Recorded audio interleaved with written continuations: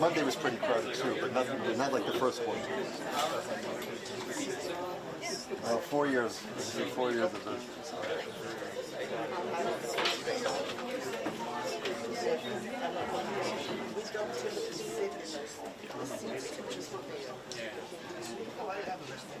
I understand what you're Hi.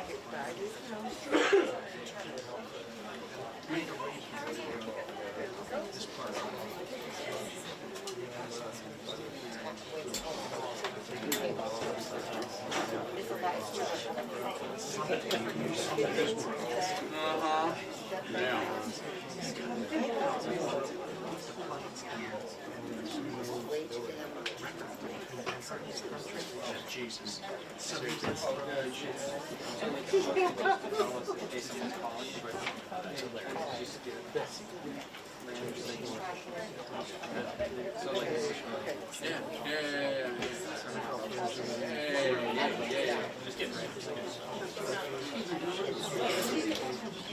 Just his speed.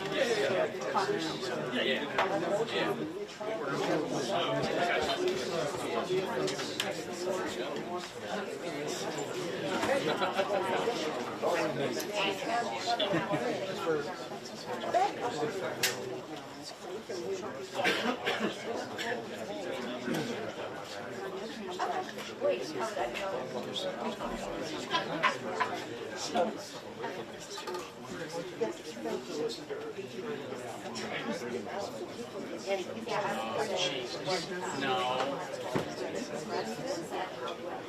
Did you understand? Yeah, I know.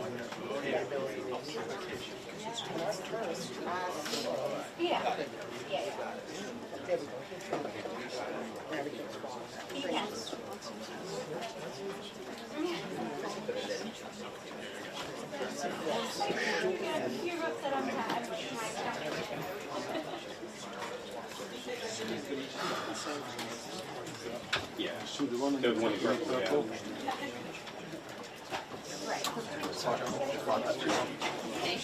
The chair. Okay, I will.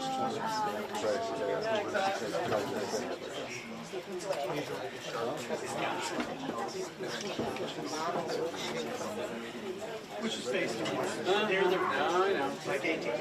Occasionally, the reporter being a school. But they just school comes in school. Okay, so here you are.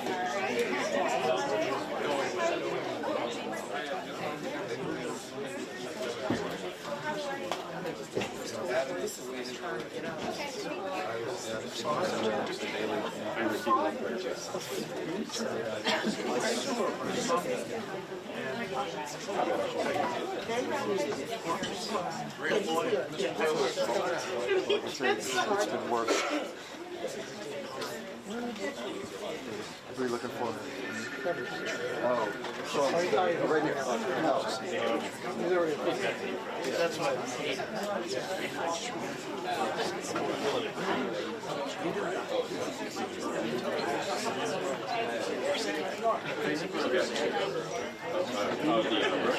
no, it was here. That's true. And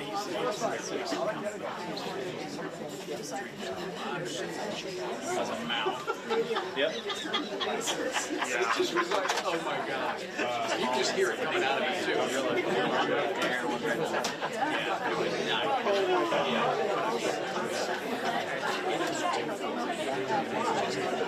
Yeah.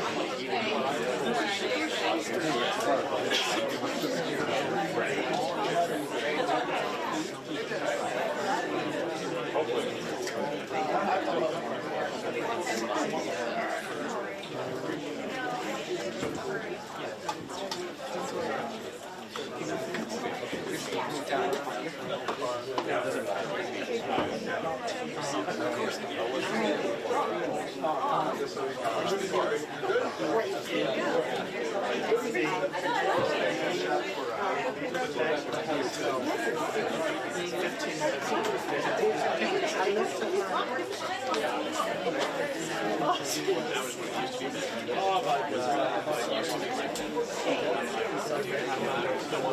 Okay.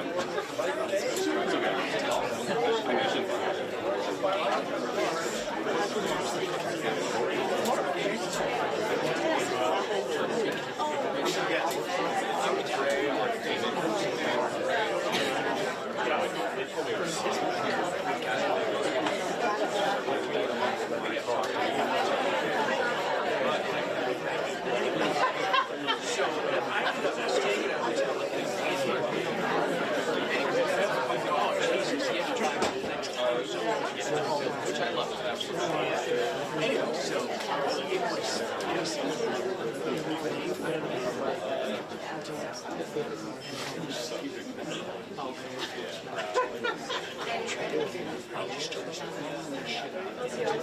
Literally just talked about it.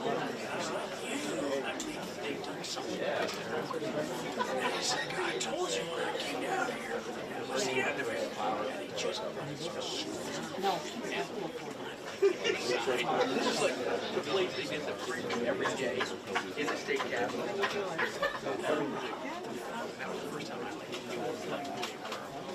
just was engaged with that. Oh, God.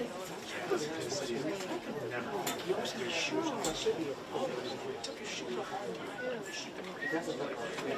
Natural. He was a oh, yeah, nobody liked him.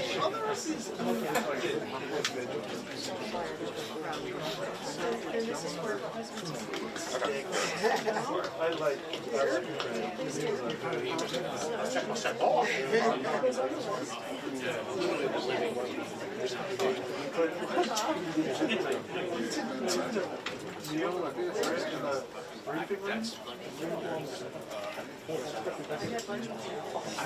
that's his spot.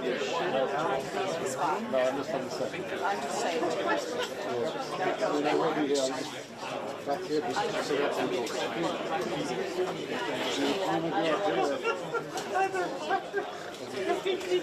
All the time. where do you live in?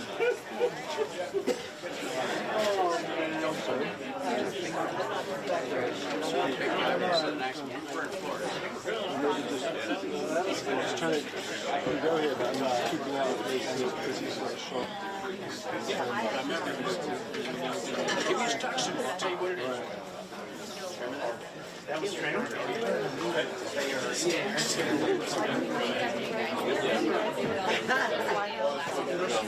Well, Judge did extend the deadline for the government to submit information on the specific reasons of the claim. I just knew that processing is an issue, but it's not working. The government is allowed it. And if so, what the punishment should be. We also took exception to the government's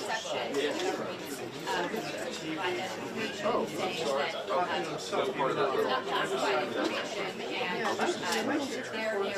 narrative that really is part of this as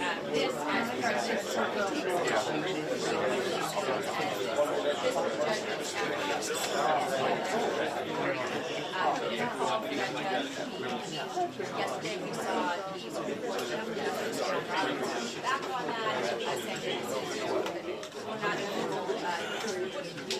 basically. You mean that TV? And that's the appellate process. In an interview last night, the president he said that we should operate within the bounds of the law, but this effort was very and we have to report these alleged gang members, and that was quite clear. Meantime, you had the president's on the phone this morning with the Ukrainian president after his call yesterday with Russia. There's one question we have is the Kremlin has asserted multiple times now that made clear that in addition for any stopping of the war, said on the break last night that yesterday how the war so we're waiting for that to continue to work.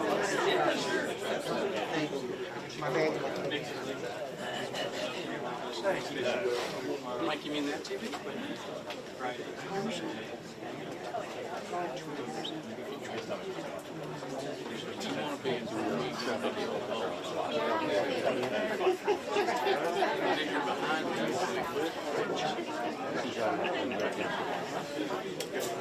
Took over your piece, Yeah.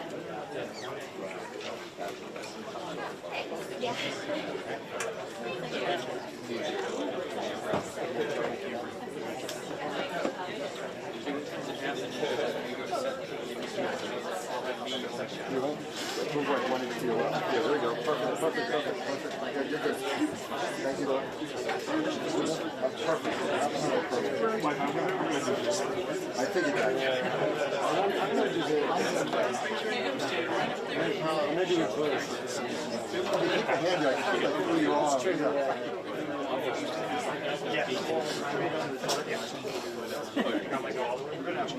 What's that? Just like, yeah, just 12 o'clock, 12. Air conditioning season here soon.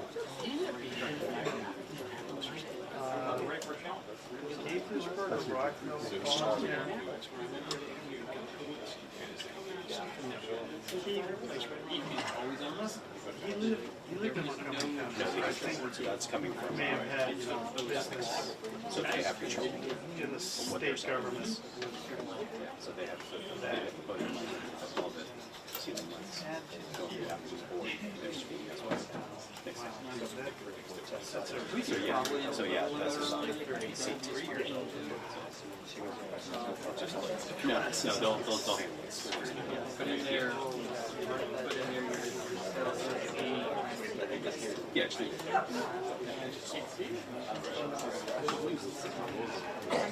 I'm done. Oh, they have that solution that works really well here. In the winter. Yeah. No, I'm saying it's something. Greg Brisky, What I'm saying, yes, it does work well. It's just not really not the opportunity to something more with the 90 degree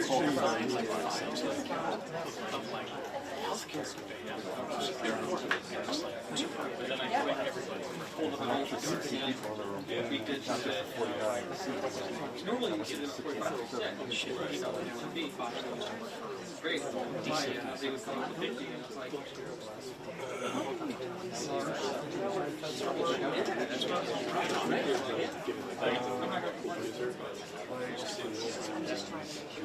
yeah, and I go back to what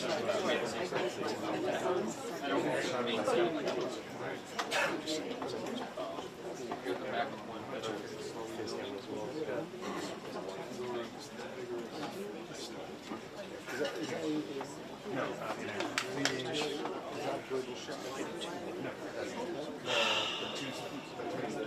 Only the I second that.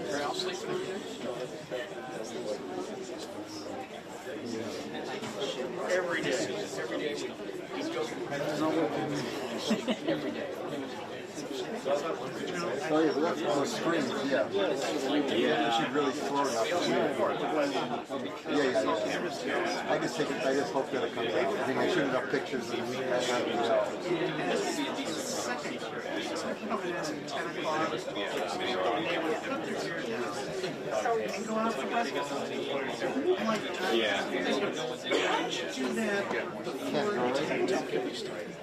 It's up. Then they No, we're just go get lunch. You're crying 20 times. bought a backpack. that is safe, sorry. So here's the crowning achievement. Remember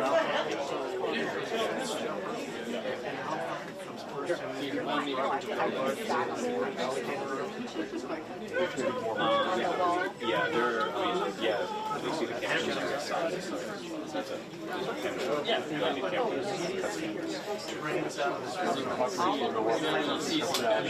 So we'll have there I'm like one of the last guys out, and they're both sitting there in a chair. We got this.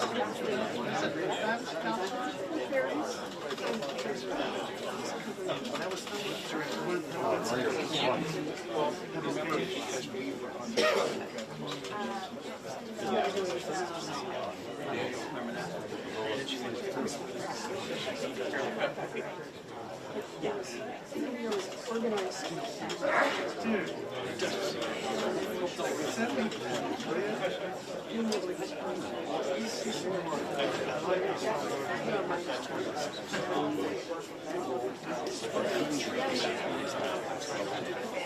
yeah, those were put in by Pat Nixon.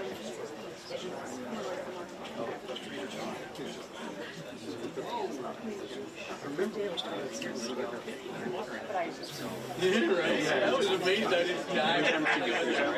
Somebody died. 30 minutes.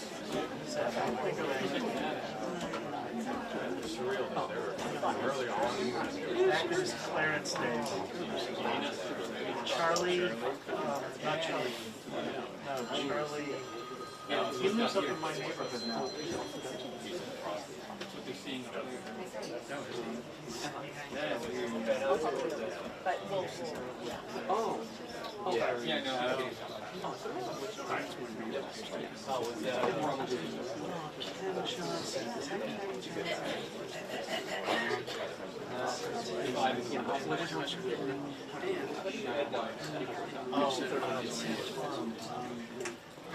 Oh, yeah, no, I know. The term, Dan Savage. Jeff Johnson.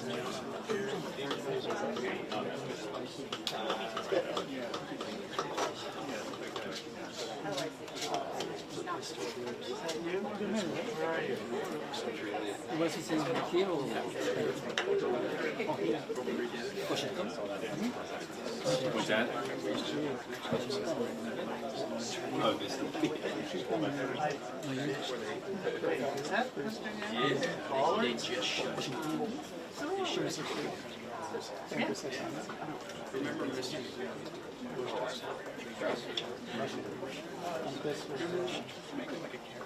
Yeah. No, before antes. Antes de Chicago.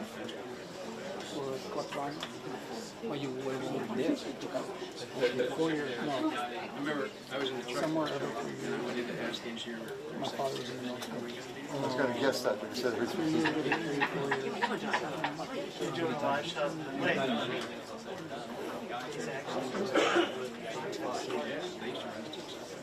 You let me tell you. I did join. Ed Lewis. You join? It's not for you, eh? not Trevor. No, I know that. When you come to mandatory, I went How long to were you in for? 5. Which Army Air Force? Yep. No. Or Chair Force? Air Force? Which Air Force? Is it Chair Force? Oh, Chair Force. Yeah. No, when I graduated high school, the Vietnam War had ended 2 years before. Nobody was doing it then. Nobody ever thought of it then. We had, in our office, we had huge chiefs going to be there. Yeah. There's no work to be done. So you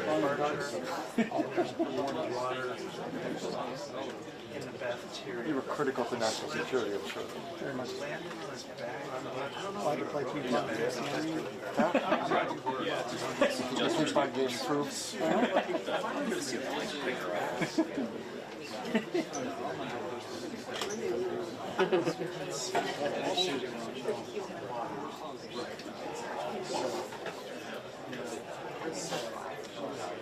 Pistol grips, those things were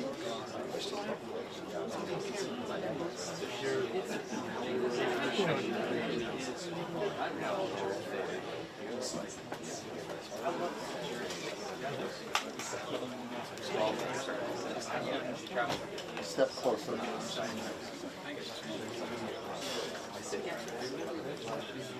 think so. Definitely one of the seats. trainers. Tell by their best.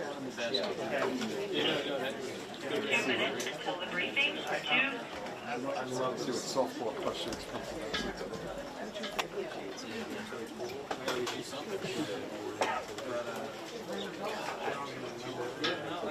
Saturday Night Live.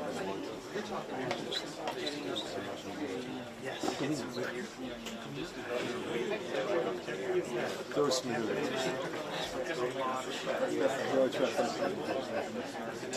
I'd say that he's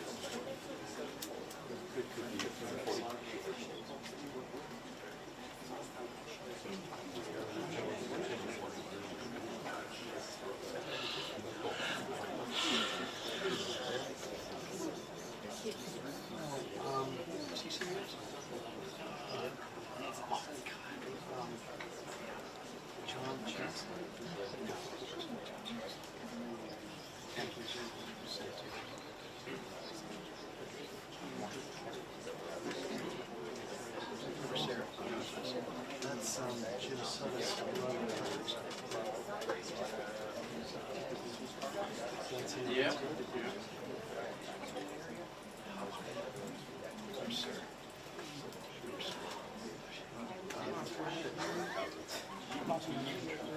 There we go. I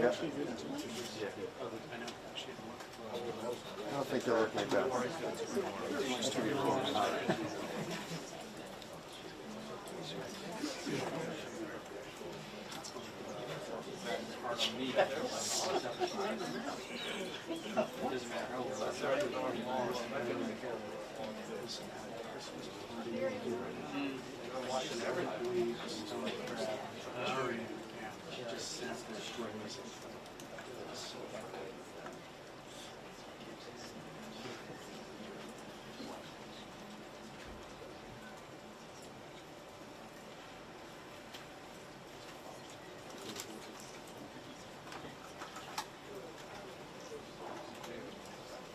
It's a soft 2 minutes.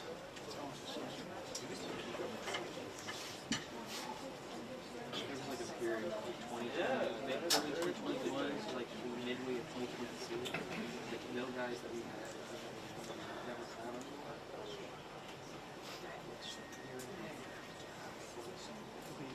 Everyone I knew. Awesome.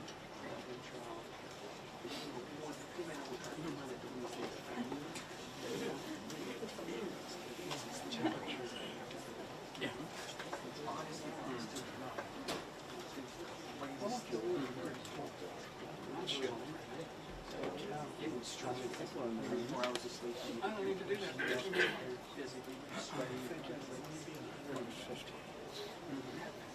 It's like a pipe trigger, so you can get the pipe down on the switch and it's taking that fuse off. Or a foot button.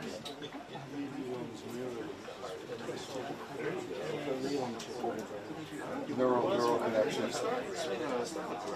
Ordered my foot pedal from the guitar shop. I ordered my foot pedal from the guitar shop.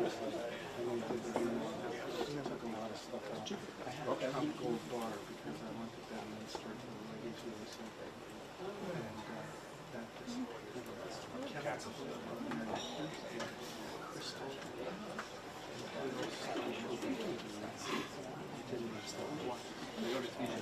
Monday was about 20 minutes late.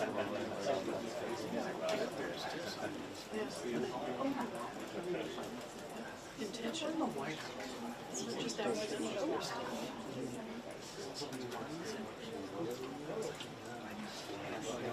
lot of good stuff to it. Very soft.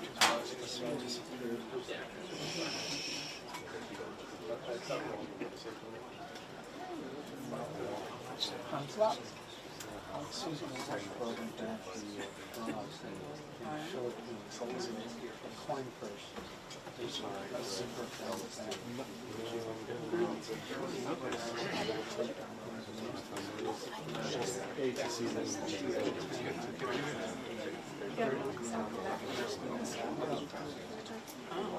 The one right there between the tree and the Chocolate.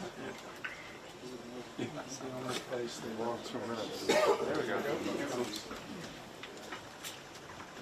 Good afternoon, everybody. How are we? It's a newsy day indeed. And last night we saw the very best of America.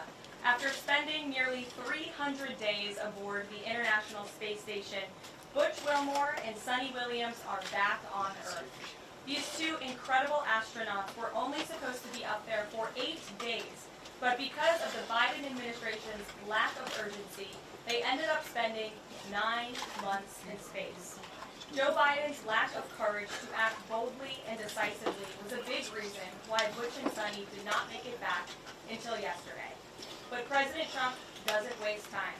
Immediately after taking office, President Trump directed Elon Musk and SpaceX to rescue these brave astronauts alongside NASA.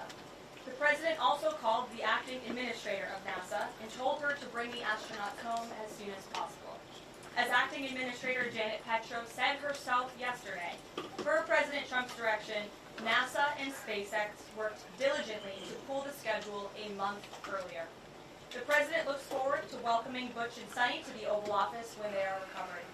This historic mission brings new meaning to President Trump's promise to always look out for the forgotten man and woman. On another important matter, yesterday, President Trump and President Putin spoke about the need for peace and a ceasefire in the Ukraine war. Both leaders agreed this conflict needs to end with a lasting peace and also stressed the need for improved bilateral relations between the United States and Russia. President Trump also spoke with President Zelensky this morning to align both Russia and Ukraine in terms of their needs and requests. As President Trump has said repeatedly, the precious lives and money that both Ukraine and Russia have been spending in this war would be better spent on the needs of their people.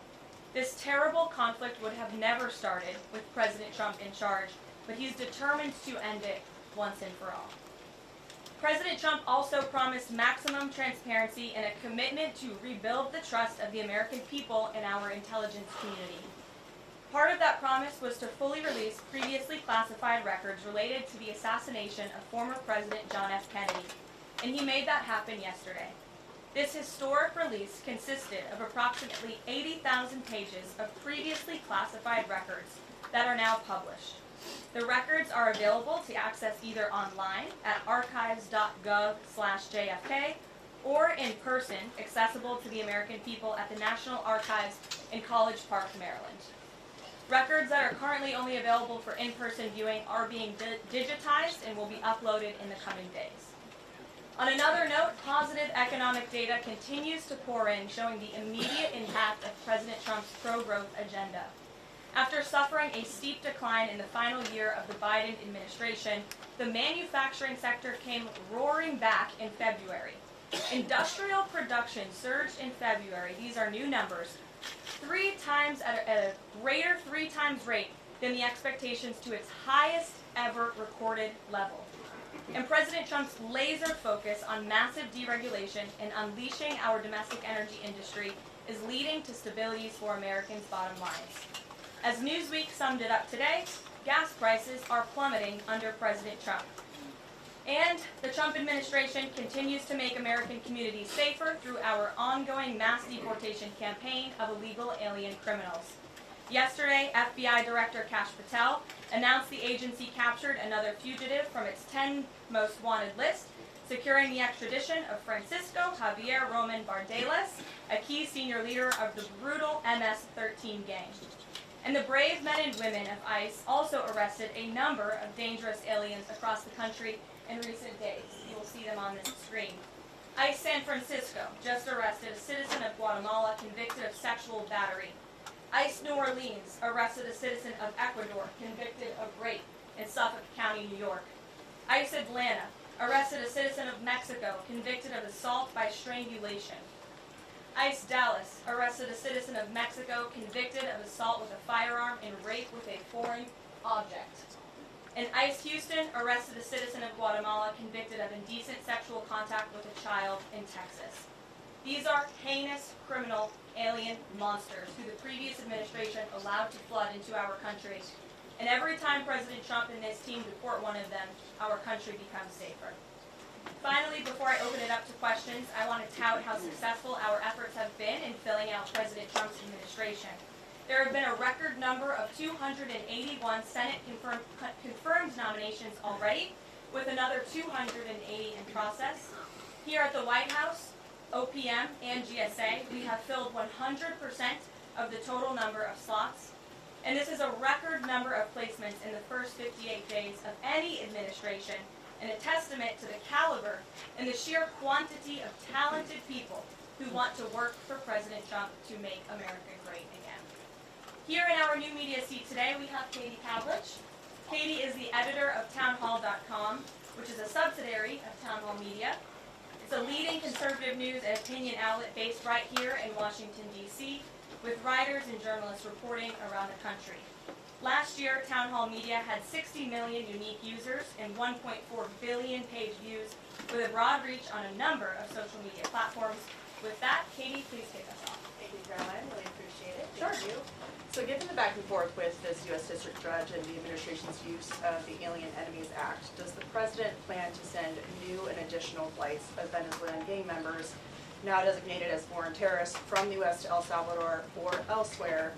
Can Americans expect to see those flights sometime soon? Americans can absolutely expect to see the continuation of the mass deportation campaign that has been successfully led by this President, Secretary of Homeland Security Kristi Noem, and also our Secretary of State, Marco Rubio. Since you brought up the judges, I would like to point out that the judges in this country are acting erroneously. We have judges who are acting as partisan activists from the bench. They are trying to dictate policy from the President of the United States. They are trying to clearly slow walk this administration's agenda, and it's unacceptable.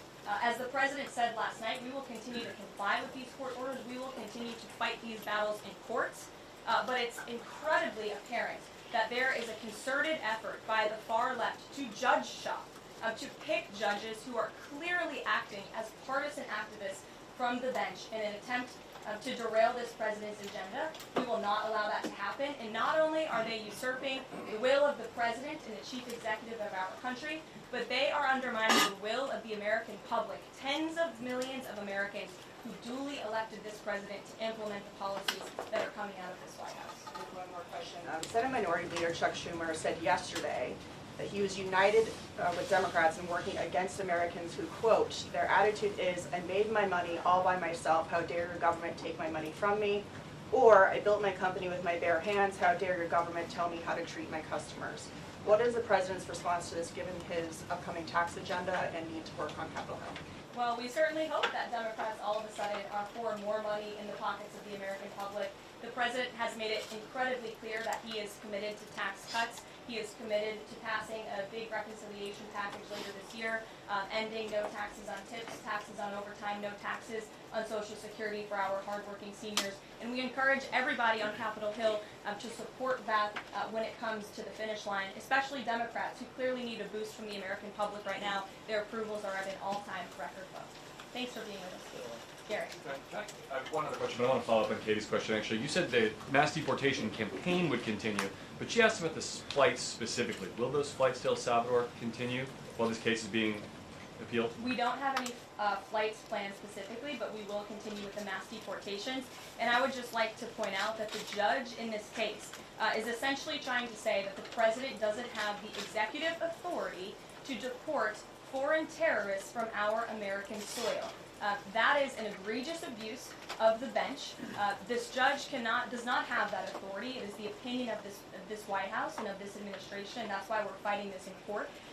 And it's very, very clear that this is an activist judge who is trying to usurp the President's authority. Under the Alien Enemies Act, the President has this power, and that's why this deportation campaign has continued. And this judge, Judge Boasberg, is a Democrat activist. He was appointed by Barack Obama. His wife has donated more than $10,000 to Democrats, and he has consistently shown his disdain for this President and his policies, and it's unacceptable. I wanted to go about the idea that these people are all foreign terrorists, but Judge Boasberg was originally appointed by George W. Bush and then elevated by Barack Obama. I just feel like I should clear that up. Well, let me just say something to that effect, Garrett. 67% of all of the injunctions in this century have come against which president? Donald J. Trump. Let me say that again. 60% of the injunctions by partisan activists in the judicial branch have come against President Donald Trump, and 92% of those have been from Democrat-appointed judges. This is a clear, concerted effort by leftists who don't like this president and are trying to impose or slow down his agenda. So, given that, do you think it's a good use of Congress's time and the president's political capital to try to impeach and remove a federal judge, which would take 67 votes you're unlikely to get in the Senate? Well, look, the president has made it clear that he believes this judge in this case should be impeached, and he has also made it clear that he has great respect for the Chief Justice John Roberts, and it's incumbent upon the Supreme Court to rein in these activist judges. These partisan activists are undermining the judicial branch by doing so. We have co-equal branches of government for a reason, and the president feels very strongly about that. Jackie. What options does the president have to he says he's going to follow court orders. He wouldn't defy a court order, but he's raised these concerns about these judges acting in such a partisan way. What option does he have to ensure that his agenda continues to move forward while this is ongoing and the judges appear to be trying to just block and delay and impede? Well, you're right. They are trying to block, delay, and impede. This is lawfare. The president is no stranger to it. He faced it in his campaign, and this is a continuation of the lawfare that President Trump faced as a candidate, and he's now unfortunately facing as a president. Clearly, these partisan activists in the judicial branch didn't get the memo on November 5th when the American people overwhelmingly re-elected this president to continue with mass deportations. So White House counsel and the Department of Justice are working on this. They're appealing these cases, and we will continue to use the full weight of the White House counsel's office and the president's team of lawyers to fight this in court, because we know we will win, even if we have to go all the way to the Supreme Court. One more on CDA. Andy McCarthy said in an interview with Hugh Hewitt, he certainly agrees with what the president is trying to do with the Alien Enemies Act, but he's not sure that the law is completely on his side. He cites some previous Supreme Court rulings dealing with enemy combatants in wartime, says that even they have a right to challenge their detention in court. He raised concern also that while TDA has been designated as a terrorist organization, these individuals hadn't been prosecuted for terrorism. So my question is, will the president ask Congress potentially to declare war on these cartels for the invasion that he's talked about so that he's on stronger legal footing? Well, we absolutely disagree with the legal opinion of the individual that you mentioned. We would not have moved forward with this if we didn't believe the president. This was within the president's executive authority to continue with this mass deportation effort under the authority provided to him under the Alien Enemies Act. And when you read the act, as I did last time at the podium, a predatory incursion is absolutely what has happened with Tren de Aragua. They have been sent here by the hostile Maduro regime in Venezuela, and the president, immediately upon taking office, designated TDA as a foreign terrorist organization.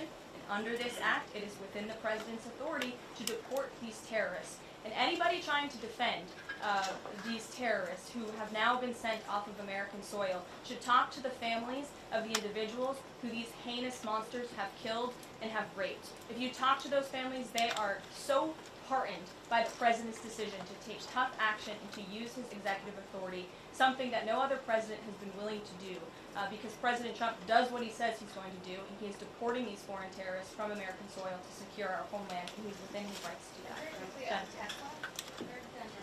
There's a website that's trying to dox Tesla owners across the country and saying they're only going to take down personal information when people show that they've sold their cars.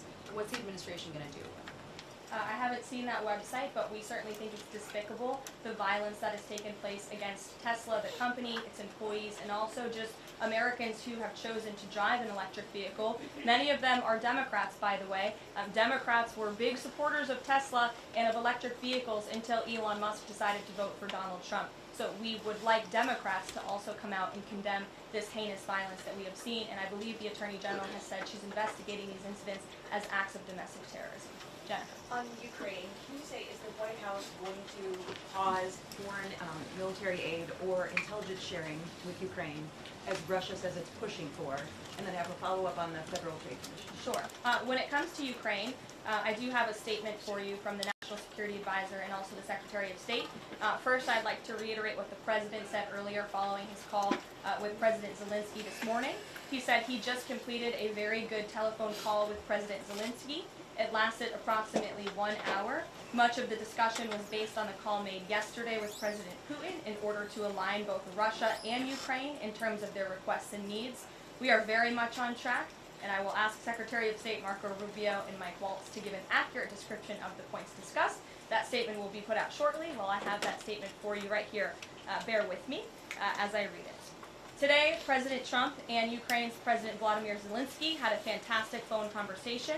President Zelensky thanked President Trump for a productive start for the work of the Ukrainian and American teams in Jeddah on March 11th. The meeting of the senior officials from both nations significantly helped in moving toward ending the war. President Zelensky thanked President Trump for the support of the United States, especially the Javelin missiles that President Trump was first to provide in his efforts towards peace. The leaders agreed Ukraine and America will continue working together to bring about a real end to the war and that lasting peace under President Trump's leadership can be achieved. President Trump fully briefed President Zelensky on his conversation with Putin and the key issues discussed. They reviewed the situation in Kursk and agreed to share information closely between their defense staffs as the battlefield situation evolved.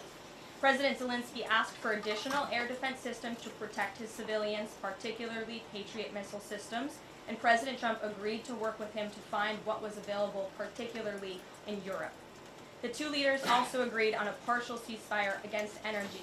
Technical teams will meet in Saudi Arabia in the coming days to discuss broadening the ceasefire to the Black Sea on the way to a full ceasefire. They agreed this could be the first step toward the full end of the war and ensuring security. President Zelensky was grateful for the president's leadership in this effort and reiterated his willingness to adopt a full ceasefire. President Trump also discussed Ukraine's electrical supply and nuclear power plants. He said that the United States could be very helpful in running those plants with its electricity and utility expertise. American ownership of those plants would be the best protection for that infrastructure and support for Ukrainian energy infrastructure. President Zelensky also thanked President Trump for continuing to push humanitarian concerns, including the exchange of prisoners of war. He noted they had just had a successful exchange and thanked the president for his leadership on that. President Trump also asked President Zelensky about the children who had gone missing from Ukraine during the war, including the ones that had been abducted, and President Trump promised to work closely with both parties to help make sure those children were returned home. They agreed all parties must continue the effort to make a ceasefire work. The presidents noted the positive work of their advisors and representatives, especially Secretary Rubio, National Security Advisor Mike Waltz, Special Envoy Kellogg, and others. The presidents instructed their teams to move ahead with the technical issues related to implementing and broadening the partial ceasefire. The presidents instructed their advisors and representatives to carry out this work as quickly as possible.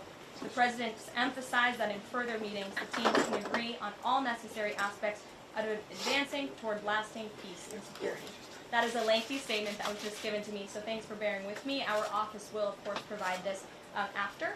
And as you know, as I just pointed out in the statement, the president's team of negotiators and national security experts will be heading to Saudi again later this week to continue working on and ironing out the details. But I would just like to emphasize we have never been this close to peace, and it's only because of President Trump that we are here. I think a couple of years ago, as you all reported on the war, it was incomprehensible to have a partial ceasefire in this conflict. And today, that is true because of the leadership of this president. So they agreed to closely share information between their defense staffs. Does that mean all intelligence sharing will continue? So the White House is rejecting Russia's request to pause that? Intelligence sharing in terms of defense for Ukraine will continue to be shared. Mary. Thanks, Karoline. I have two questions. One on the United States Institute of Peace, and then on the Supreme Court, if that's okay. Sure. So on the United States Institute of Peace, this is a little bit wild. I understand the old president refused to leave after he was removed from his position. He barricaded himself in his offices, had to be escorted out by police, left the building without Wi-Fi, telephones, elevators, and more, and is now telling media that Doge broke in and illegally removed him. So can you comment on this sequence of events and specify, did Doge illegally enter? I'm really glad you brought this up, Mary. We were made aware of this story by individuals at Doge, at Elon Musk's team, and also at the State Department, who were unable to access this building.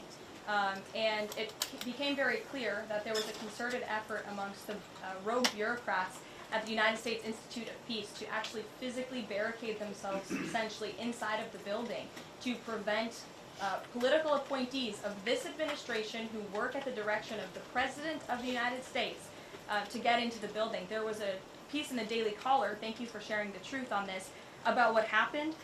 Staff contacted the MPD in an attempt to prevent Doge personnel from entering. They barricaded the doors. They also disabled telephone lines, internet connections, and other IT infrastructure within the building. They distributed flyers internally, encouraging each other to basically prevent these individuals from accessing the building. I use this to say this is what Doge and this administration is facing. It's a resistance from bureaucrats who don't want to see change in this city. President Trump was elected on an overwhelming mandate to seek change and implement change, and this is unacceptable behavior. Thank you. Just really quick on the Supreme Court. I know it's been almost 3 years now since the leak of the draft jobs opinion to Politico, actually. A leak which sparked protesting outside the homes of the justices and even brought on one attempted assassination attempt. I know Justice Alito said that it made the justices targets for assassination, but yet the Supreme Court has not tracked down any leaker. Does the White House have interest in finding out who that leaker was, and can you comment on that at all? I know generally speaking the president has an interest in finding leakers and he believes it's unacceptable, and it's the position of this administration. You've seen the Secretary of Homeland Security has taken tough action at her agency. Leaking is unacceptable to this president and to the leaders across the board in this cabinet, especially when it puts people in harm's way. Sure. A mom whose daughter was forced to change in the locker room with a biological male at school filed a complaint with the DOJ. How will the Trump DOJ deal with violations of President Trump's orders protecting women and girls like this? I would defer you to the Department of Justice on that specific case, but the president has made it incredibly clear that it is the policy of this administration that there are only two genders, male and female, only two sexes rather, male and female, and that we are not going to tolerate such behavior by men pretending to be women. The president will continue to strongly stand for the rights of women and girls, not just in sports and on athletic fields, but also in private spaces like locker rooms and bathrooms. Go ahead. Thank you. On the FTC, two quick questions. Can you explain the president's thinking in his decision to fire the two Democratic commissioners, especially given that Mark Meadow is on track to be confirmed next week and there would be a Republican majority? My biggest question is why now? Sure. Because the time was right to let these people go, and the president absolutely has the authority to do it, and they were given ample notice in a letter that I believe your outlet reported on, so it pretty much explains exactly why this administration chose to let those individuals go. Is the ultimate goal to get this to the Supreme Court to try to overturn the 1935 precedent? The goal was to let these individuals go. If we have to fight it all the way to the Supreme Court, we certainly will. Back to the deportation flights to El Salvador. Can the administration provide any more details on how authorities determined that each of those men were in fact members of a gang? And if the White House can publish images, photos, videos of those men, why can't the administration just release basic information like their identities and names? We are not going to reveal operational details about a counterterrorism operation, but what I can assure you, as I said on Monday, we have the highest degree of confidence in our ICE agents and our Customs and Border Patrol agents who have committed their lives to targeting illegal criminals in our country, particularly foreign terrorists, and they had great evidence and indication. They have the highest degree of professionalism, and they were 100% confident in the individuals that were sent home on these flights and in the president's executive authority to do Just that. to follow up, I know in the last briefing you cited privacy concerns as a reason why the administration may not be able to reveal the identities.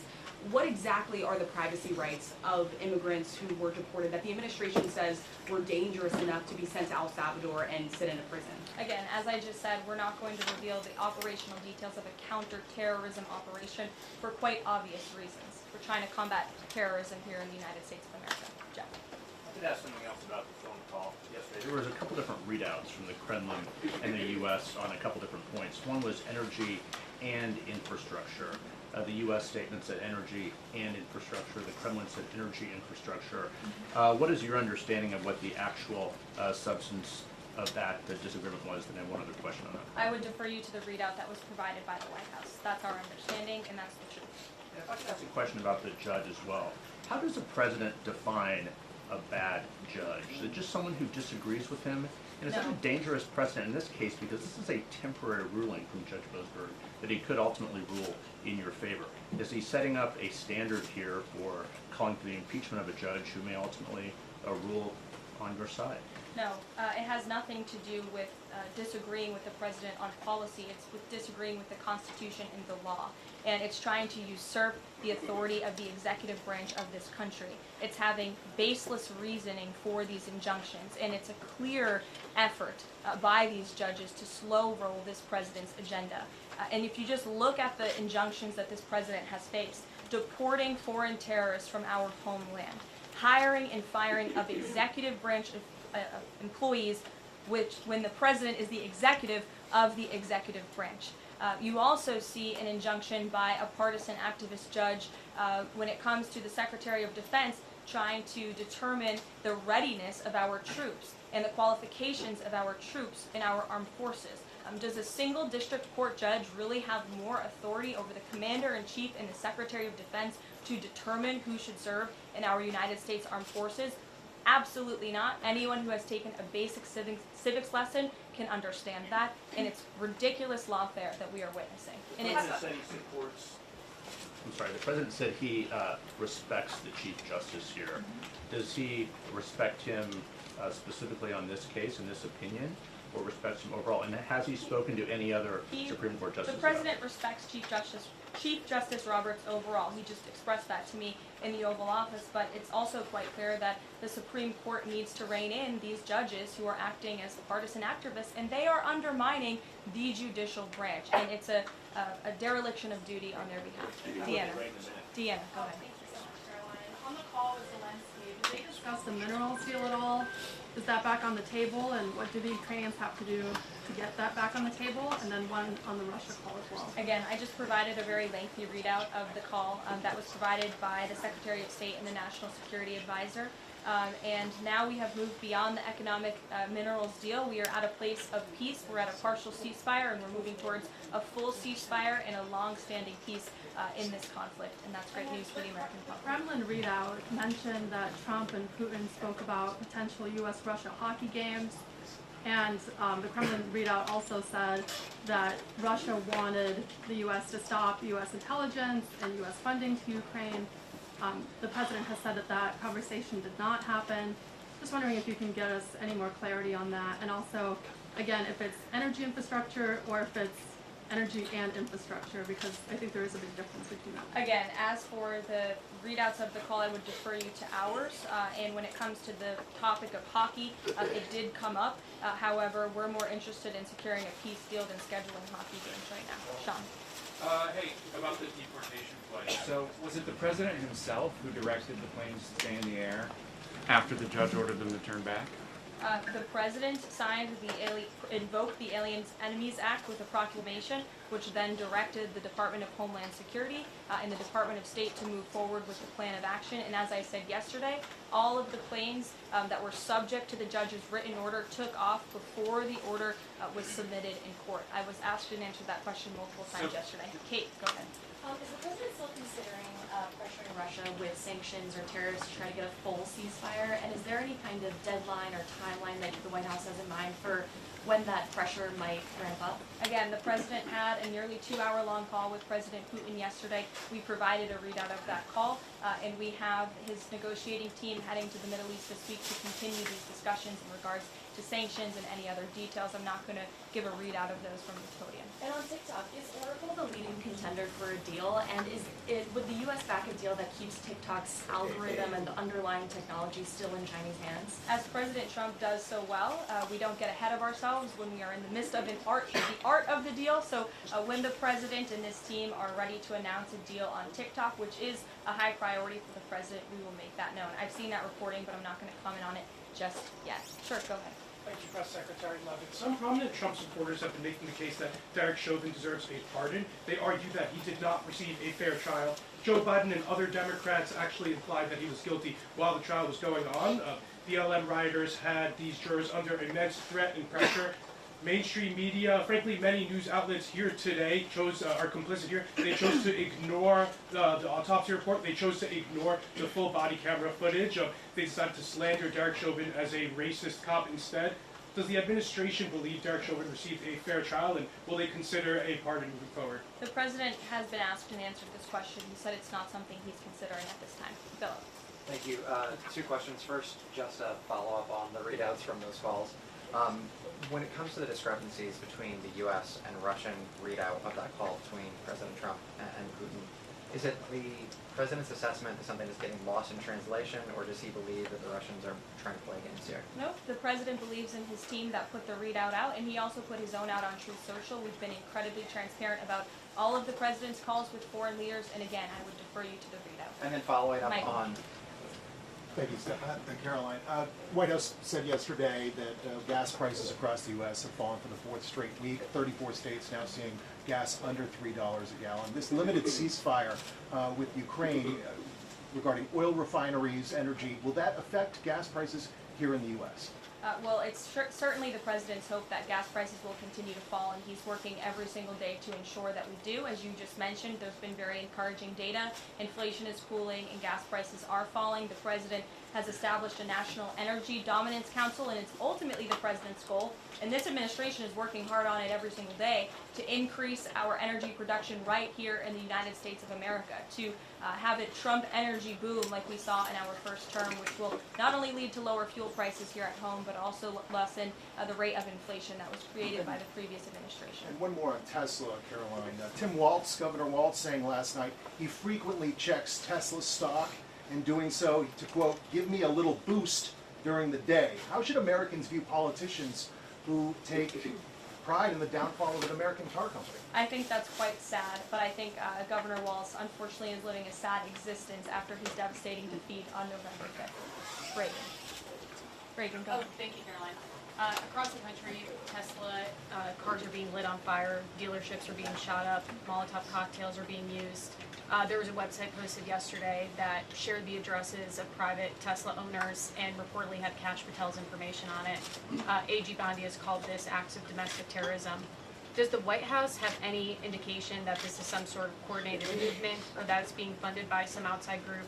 And do you know if the investigation by the DOJ is being investigated as incidents of organized terror? I believe the Attorney General has made her comments clear on that.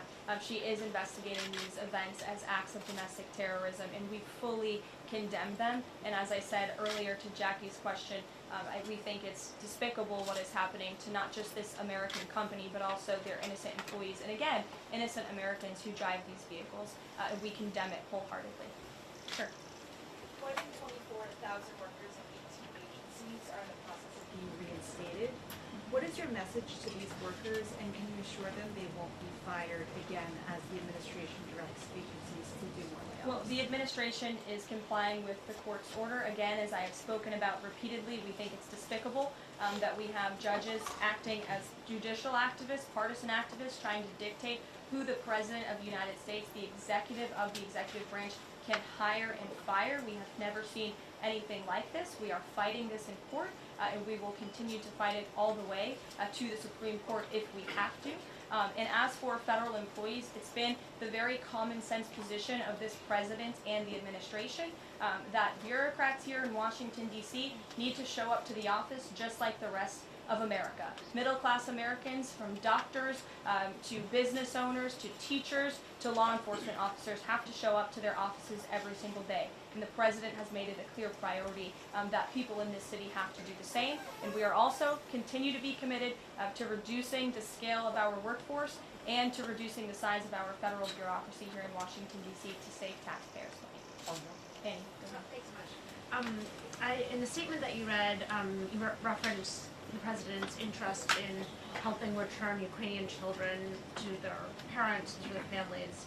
There's an organization that provides intel and information about those children that their aid has been cut. It's a Yale University program that used foreign aid. And I'm curious if, as part of this new thinking with Ukraine, that aid might be unfrozen. I have no updates about that or that specific program at this time. Karen.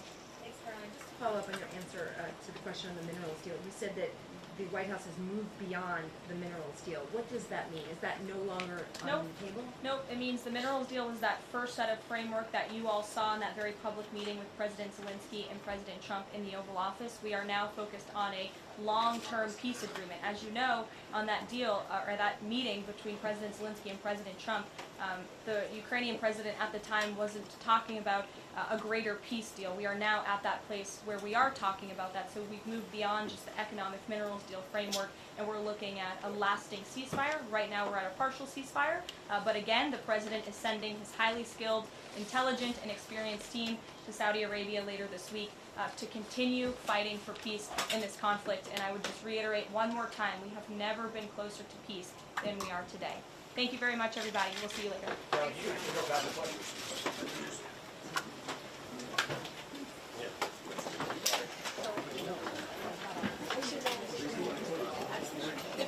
She will.